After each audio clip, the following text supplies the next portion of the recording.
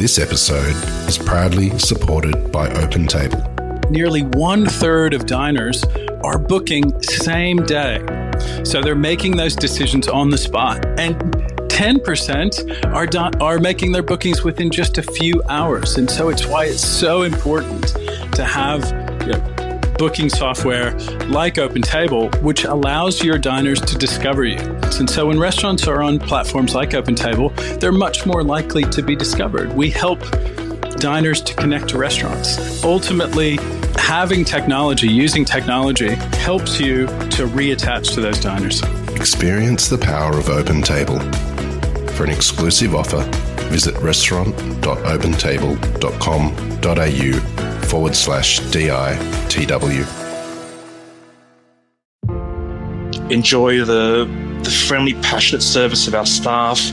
Enjoy the food and the flavours and new creations of things that you might not have tried before, but also the experience the love and the heart that has gone into this venue from myself. It's the venue's an expression of myself, so I hope people receive it well. This is the Deep in the Weeds podcast. I'm Anthony Huckstep.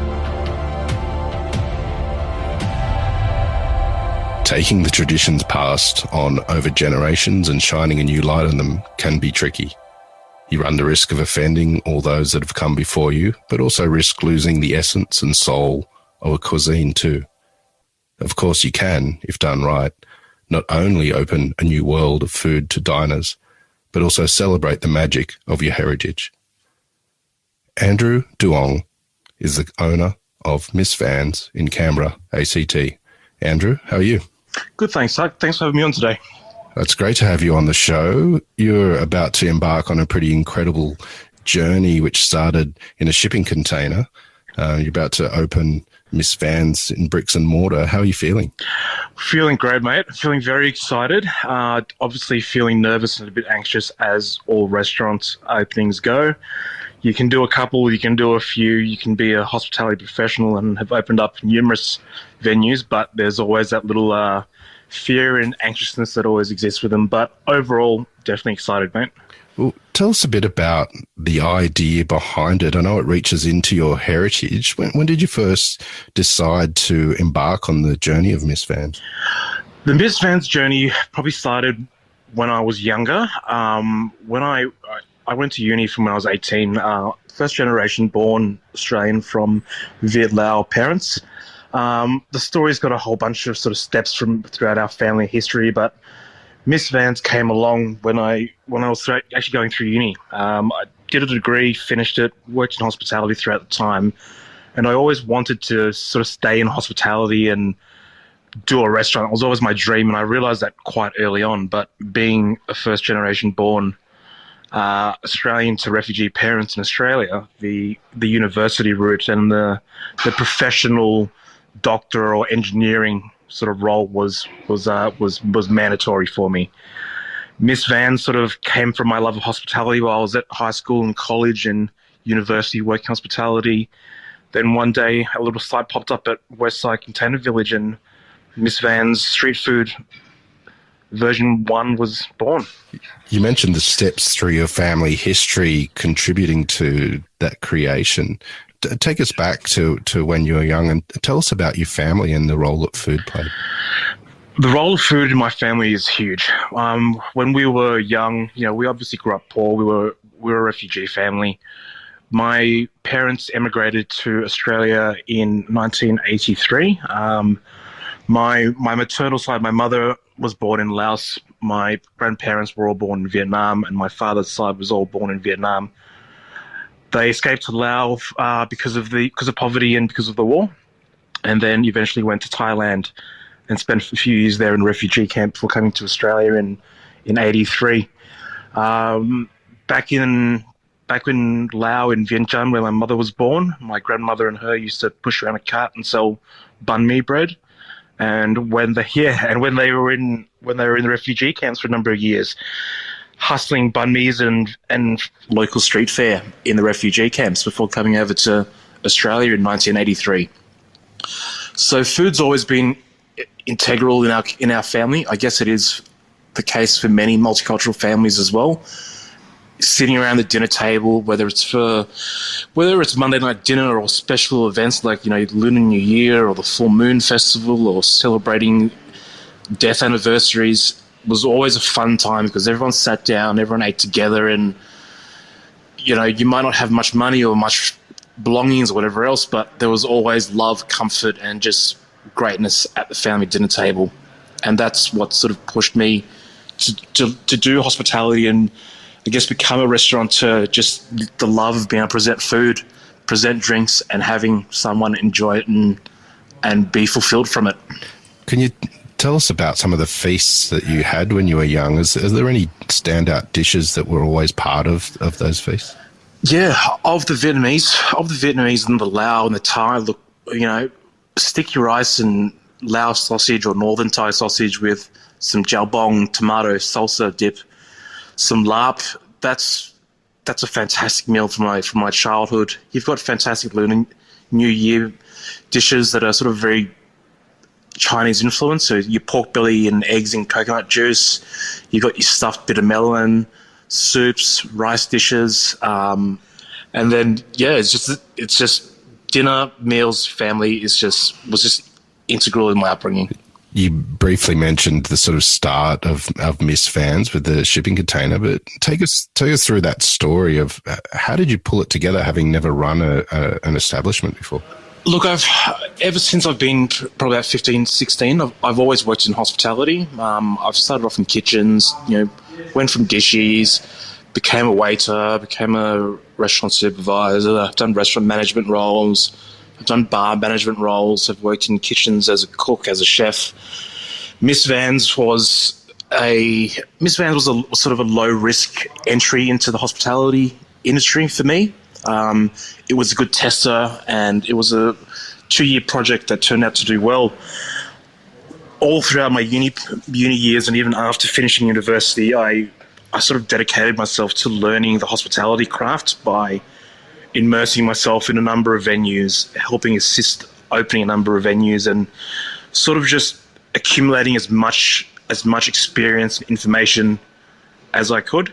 And I found an opportunity to open up a small street food van in a shipping container, and I guess that's all she wrote for the moment. What were you selling in that early on iteration, and what sort of impact did it have on consumers?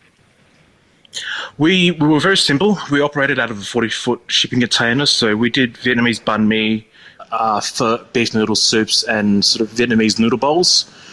We used to run weekly specials every week that rotated through the Thai, Viet, and Lao flavors that we had great public feedback from everything, and everyone loved the food, and we sort of became a little bit of a cult sort of venue in Canberra.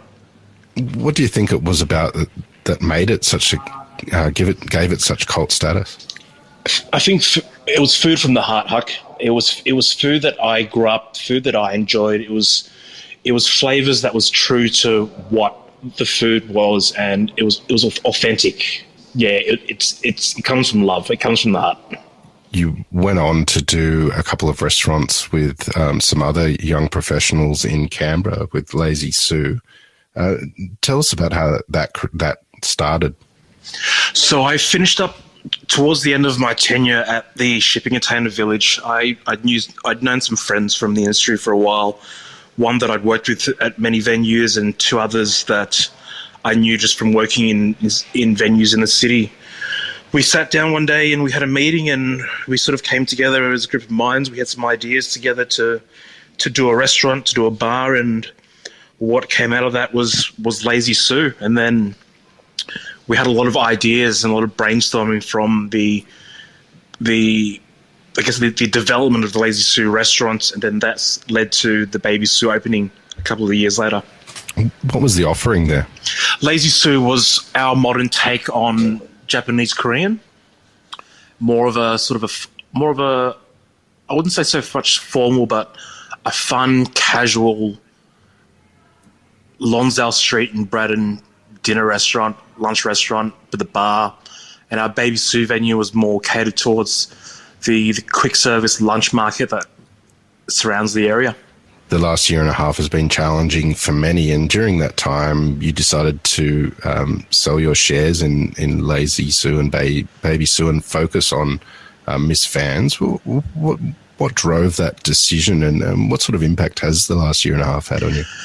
The decision to move off from the Lazy Sue and Baby Sue businesses and move to Miss Vans was, it was always in my heart and my intention, and it was known to my business partners at the time at Lazy Sue and Baby Sue that I was always going to go off and do Miss Vans.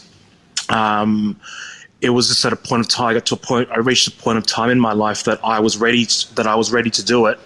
And I decided to take the risk and jump out and pursue this business.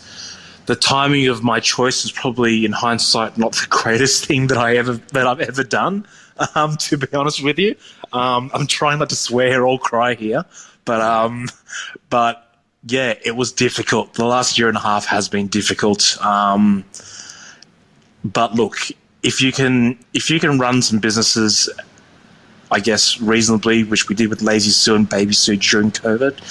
And if I can open up this restaurant and build it during COVID, open it up and sort of sustain it for a while, then that's just going to be testament to me that it's, my training and what I've done for the past 15, 20 years is, I guess, validated, Huck. You mentioned that it's been really challenging and the timing probably wasn't right. What have been the main hurdles and challenges for you that you've overcome during this time? Look, my own personal hurdles, my mental health has taken a big hit in this past year and a half. I'll be honest with you, I've been on antidepressants for portions of my life, and I've been back on them recently, and I'm feeling much, much better. I've got a lot of clarity in my head. I think the mental health discussion in the hospitality industry is something that's been very it's been hidden and it's been sort of pushed under the rug for so many years. And there are so many people that are sort of advocating for the mental health of workers and owners in this industry. And I've sort of accepted that, especially in the last year and a half. And yeah, that's definitely helped me to clear my mind and to get myself ready to open up a restaurant during COVID. In terms of the business, building a restaurant and finding staff and even getting basic supplies such as construction supplies, it's been quite difficult, but we're nearly there. What would you say to anyone in the industry that's struggling out there with their own mental health issues at the moment? Reach out to your family, reach out to your friends, reach out to your GP, start some meditation, take care of your mind, take care of your body, just talk. Just find someone that you trust and talk, even if it's just 1 minute a day, if it's an hour a week, whatever you can do, just find the time for yourself and talk to someone. You've been taking a deep dive into your heritage and exploring recipes through your family for this new opening. What's that been like for you? It's been fun. We've sort of moved away with this new Miss Vans iteration from the street food venue that was at the Westside Village. This new restaurant is definitely it's a culmination of my heritage, my family history, the flavors that I grew up with, but also what I've learned in the industry and what restaurants I've come to love and to idolize, whether it's in Canberra or Melbourne or overseas. And the testing and the research for this new venue has been fun because we've been able to take sort of memories and traditional flavors, but match them into something fun and exciting, which I won't give away too much of what the restaurant will be, but it's been fun. It's this new restaurant is true to myself, the Andrew that is the son of refugees, the Vietnamese Lao boy, but it's also an homage to the Andrew that's been in the hospitality industry for 15, 20 years and that loves to go and eat out at some of these fantastic modern new Australian restaurants. Has it been hard trying to strike a balance there of honouring the heritage and sort of bringing them into a new light? It is. It's The biggest litmus test for this is obviously my grandmother. If she comes in and if she tastes one of my dishes and gives me the thumbs up, that's all. That's literally all I need. But I think we're on a very good path. A lot of flavors that you won't see around in sort of traditional or modern iterations of Viet, Thai, or Lao restaurants, but definitely flavors that, I mean, I've tried some dishes over the past week and they've just invoked memories and emotions of a very specific time in my life where I've had a dish that's been cooked by mum or nan, and the flavors are there. You mentioned your mother and grandmother making banh mi for a long time, in many decades ago. What makes a great banh mi, without giving away too many secrets? A great banh mi starts with good bread. You need a proper Vietnamese banh mi roll. Good bread, good fillings. Your pickles need to have a nice balance of, predominantly sugar, a bit of salt, a bit of acid. Fresh herbs are a must. And then the fillings are really up to you. I like the pork roll. That's my classic. We used to do our vegetarian with the lemongrass and tofu. That was a classic that I enjoy. Banh mi's are much like everyday sandwiches that every culture has. It comes down to how you do yours. We'll do ours in a sort of with a modern take with this new venue, but our banh mi's I think will be quite well received. You found bricks and mortar. How did you decide on the site, and what's it been like pulling it together? I decided on the site. I knew the landlord. I think one thing I've learnt from business ownership is that having a good landlord saves you a lot of time down the road. I found this nice little site here that faces well onto the street. It's a good size. We've got a good sized kitchen. We've got a good sized back of house area. We've also got enough seating to sort of make business worthwhile within the area. Yep. What's some of the positives that you can take out of the sort of challenges that you've had in the last year and a half as you approach the opening? Look, the challenges that I've had in the last year and a half are up there with some of the biggest challenges I've had in my life. I've reached some of the lowest lows of my life within this last year and a half, especially this last 6 months. I'm still here. So everything that I've gone through in this last period, I don't think it can get any worse. And from my perspective, the only way from here is up. One of the interesting things in the build-up to this opening is the pop-ups that you've done to sort of generate that cult status again. Is there any that you can tell us about that really stood out for you? Well, the two pop-ups mainly, we did a sort of a simple street food pop-up at Church Neighbourhood Goods over in the Melbourne building. That was sort of an event to sort of showcase what we used to do at the shipping container. We did another second event, which was more of a formal Sunday long lunch at our friend Keaton McDonald's restaurant, Ondine in Deakin, and that was a sort of a more very, very formal collaboration between myself and him. It was a tester of what Miss Vans was and a sort of a work in progress of what Miss Vans will be. The new restaurant will fit somewhere in between sort of what those two events were. What is it about the hospitality sector that drew you in and why you love it so much? The customer service and the customer interaction is definitely what I love doing. The time that I've spent inside kitchens in the back of house, I've always craved to be back on the floor and serving and talking to customers. But hospitality and I guess entrepreneurship and business ownership to a certain extent, that's been developed for me since a very young age. That sort of just impacted me and pushed me towards this path that I've just decided to take in my life. What do you hope the people of Canberra experience when they come to the new venue? Just enjoyment in all forms. Come in, enjoy the venue, enjoy what we've built, the look and the design of the venue, enjoy the friendly, passionate service of our staff, enjoy the food and the flavours and the new creations of things that you might have tried before. But also the experience, the love and the heart that has gone into this venue from myself. The venue is an expression of myself, so I hope people receive it well. What are you looking forward to once the doors open? I look forward to seeing just Canberra faces. We've gone, our world and our city's gone through a pretty tough time, so I'd love people in, bums on seats, smiling. That's all I'd like to see at the end of the day. Well, it's not long until you do open the doors, Andrew, and we've loved having you on Deep in the Weeds today to hear your story. Good luck with the opening. No doubt it'll be a hit. Please keep in touch and we'll catch up again soon. Absolute pleasure, Huck, and thank you for having me again. This is the Deep in the Weeds podcast. I'm Anthony Huckstep. Stay tuned as we take a deep dive into the lives of the incredible people who ply their trade in the food and hospitality sector. Special thanks to executive producer Rob Locke for making this all happen.